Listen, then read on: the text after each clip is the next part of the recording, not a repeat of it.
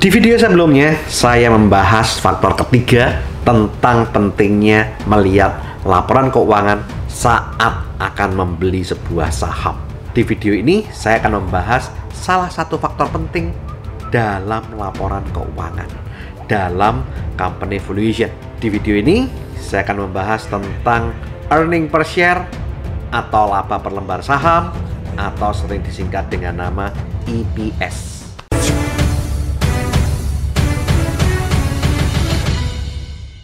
Salah satu ciri utama saham super yaitu mempunyai kenaikan laba atau pendapatan yang dilaporkan kepada publik itu kenaikannya lebih dari 70% dalam triwulan yang terakhir jika dibandingkan dengan triwulan yang sama di tahun yang sebelumnya. Semakin tinggi kenaikan EPS triwulan, maka akan semakin baik. Kalau kita membandingkan earning per share, misalkan kuartal pertama atau buku Maret tahun 2021, itu harus dibandingkan juga dengan kuartal pertama buku Maret tahun 2020. Kalau kenaikannya lebih dari 70%, itu istimewa, itu super. Demikian juga kalau kuartal kedua buku Juni tahun 2021, pembandingnya juga harus kuartal kedua buku Juni tahun 2020, tahun yang sebelumnya. Kuartal ketiga tahun 2021, bulan September, dibandingkannya dengan buku September tahun 2020. Demikian juga kuartal keempat tahun 2021, dibandingkannya dengan kuartal keempat buku Desember tahun 2020. Jadi dalam hal ini, kalau kita membandingkan sebuah saham, bagaimana terjadi growth atau peningkatan earning per share, Anda harus membandingkannya di kuartal yang sama. Jangan membandingkan di kuartal yang berbeda. Misal, kuartal keempat buku Desember tahun 2020 dibandingkan dengan kuartal pertama buku Maret tahun 2021. Ini jelas tidak bisa dibandingkan. Karena yang satu laporan tahunan, yang satunya laporan kuartal pertama. Jadi kalau dibandingkan ini pasti nggak valid. Biasanya perusahaan yang EPS-nya naik lebih dari 70% dalam satu kuartal itu akan memulai daripada kemajuan-kemajuan besar lain di kuartal-kuartal yang berikutnya. EPS atau earning per share atau pendapatan per lembar saham bisa dihitung dengan cara membagi total laba perusahaan yang telah dipotong pajak dengan jumlah saham yang beredar. Mengapa kita harus melihat EPS atau earning per share, pendapatan per lembar saham, bukan laba bersih total? Karena laba bersih total itu milik perusahaan, bukan milik kita. Kita hanya memiliki sebagian daripada sahamnya. Sehingga kita harus melihatnya dari saham yang kita miliki. Makanya yang dilihat adalah earning per share, pendapatan per lembar saham. Jika perusahaan menerbitkan saham baru lewat private placement atau non-HMDTD, itu bisa membuat laba bersih total itu meningkat besar secara laporan keuangan. Tetapi saat dibagi per lembar saham, ternyata EPS-nya kecil. Di samping hal itu, kita juga harus menyelidiki laba besar itu berasal dari mana. Jangan terjebak dengan jenis laba besar sesaat.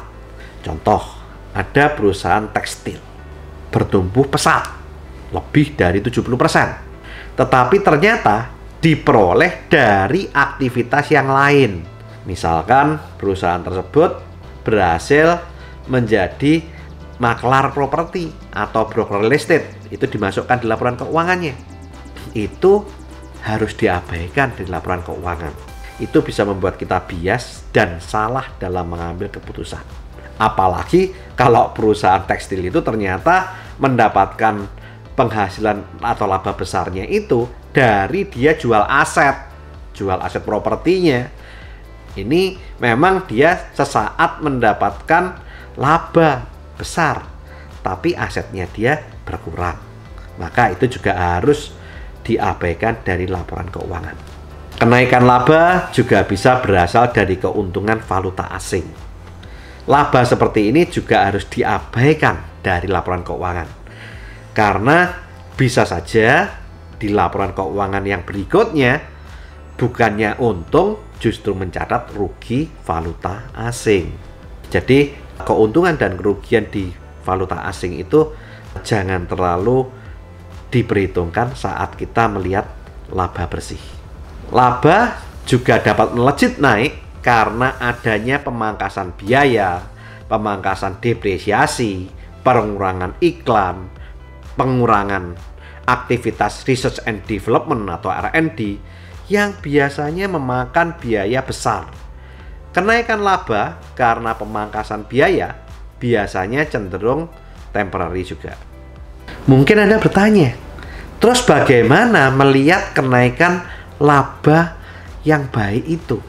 Kenaikan laba yang baik, laba yang tinggi itu, yang lebih dari 70% itu harus ditunjang dengan kinerja perusahaan dari bisnis atau aktivitas utamanya, terutama dari pertumbuhan penjualan bisnis utama, bukan dari bisnis sampingan, bukan dari keuntungan valuta asing, bukan dari pemangkasan biaya, atau bahkan bukan dari penjualan aset. Itu semua akan membuat Anda bias. Jika kenaikan laba yang mencapai 70% itu karena peningkatan volume penjualan yang juga bisa mencapai di atas 70%, nah itu baru keren. Itu baru bisa dipertimbangkan untuk Anda investasi dalam jumlah yang cukup besar. Jikalau Anda tidak menemukan saham yang super dengan kenaikan laba quarterly di atas 70% di suatu sektor industri, minimal belilah saham yang memberikan kenaikan laba quarterly year on year atau YOY sebesar 20-30% dengan kenaikan volume pembelian minimal 25%. Kenapa? Karena kenaikan earning per share 5-10% tidak akan cukup mampu digunakan sebagai faktor untuk mendorong harga saham naik tinggi, karena kecenderungannya bisa mengalami kemerosotan earning per share pada triwulan yang berikutnya atau minimal stagnasi. EPS atau earning per share juga bisa digunakan sebagai evaluasi investor tentang sebuah perusahaan dan untuk mengambil keputusan apakah kita akan menambah pembelian, kita menahan atau hold, atau melakukan switching portofolio ke saham yang lain yang kondisi keuangannya lebih baik. Misal, jika Anda memiliki sebuah saham, Anda perlu memperhatikan jika terjadi penurunan laba atau EPS yang drastis dalam laporan quarterly.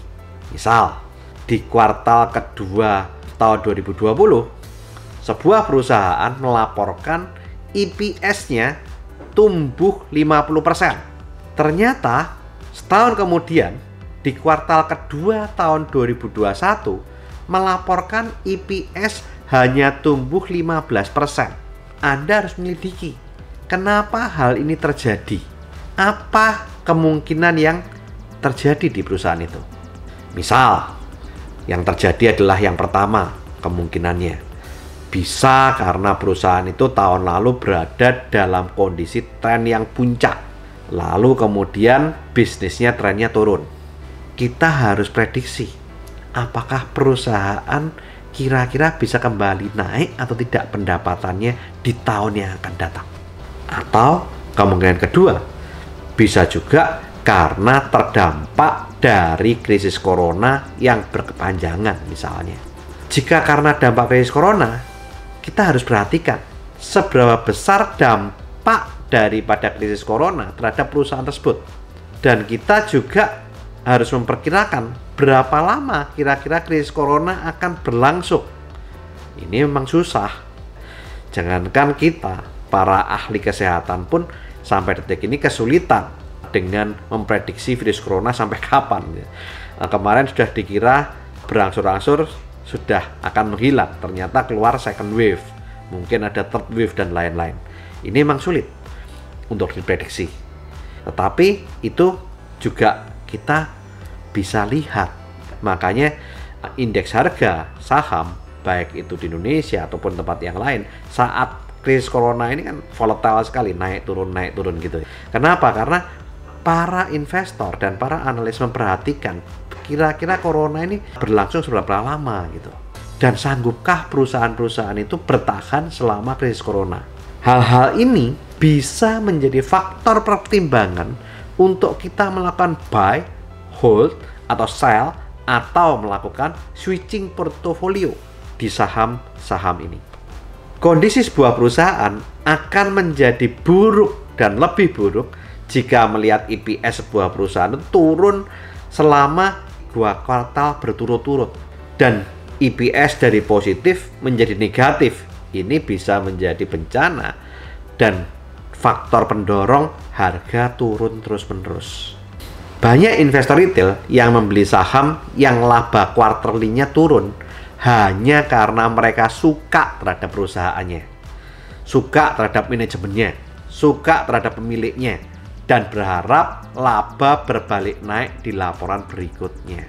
Saudara, Anda harus perhatikan, pada saat Anda membeli sebuah saham perusahaan terbuka, salah satu kelebihannya adalah Anda bisa melakukan switching portofolio atau rotasi saham saat Anda merasa bahwa perusahaan itu secara tren turun.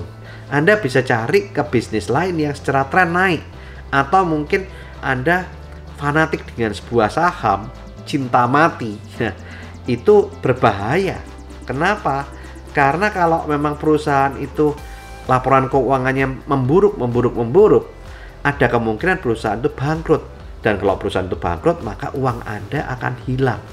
Jadi, Anda harus betul-betul jeli dalam melihat growth atau pertumbuhan EPS dari perusahaan-perusahaan yang Anda beli, dan Anda kalau diperlukan harus melakukan yang namanya switching portfolio.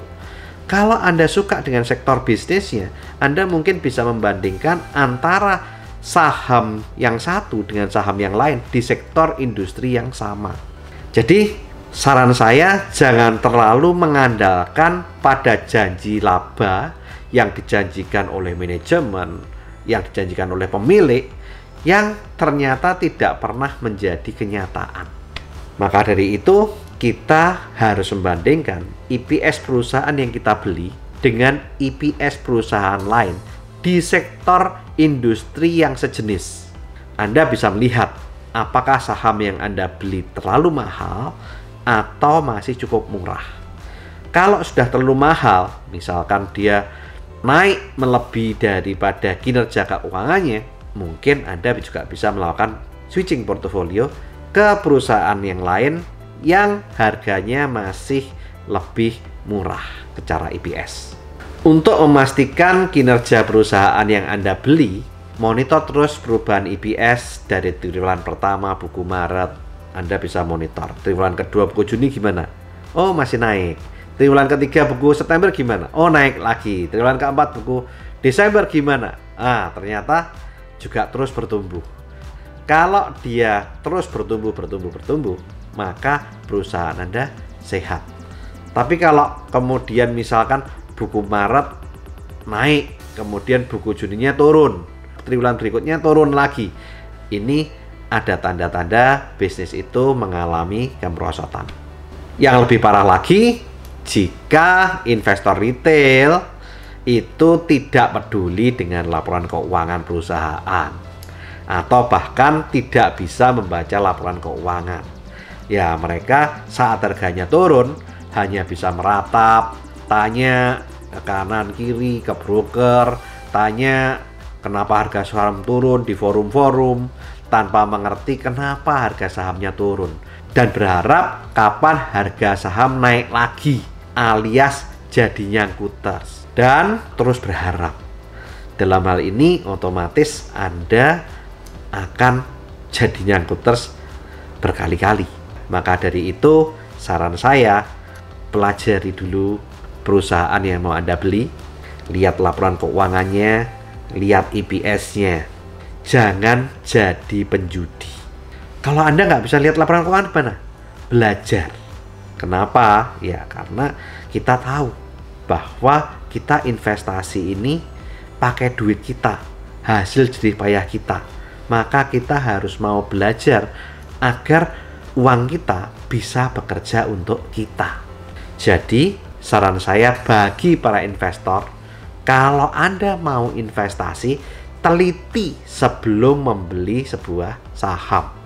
Investasikan waktu untuk baca laporan keuangan sebelum investasi uang untuk membeli saham.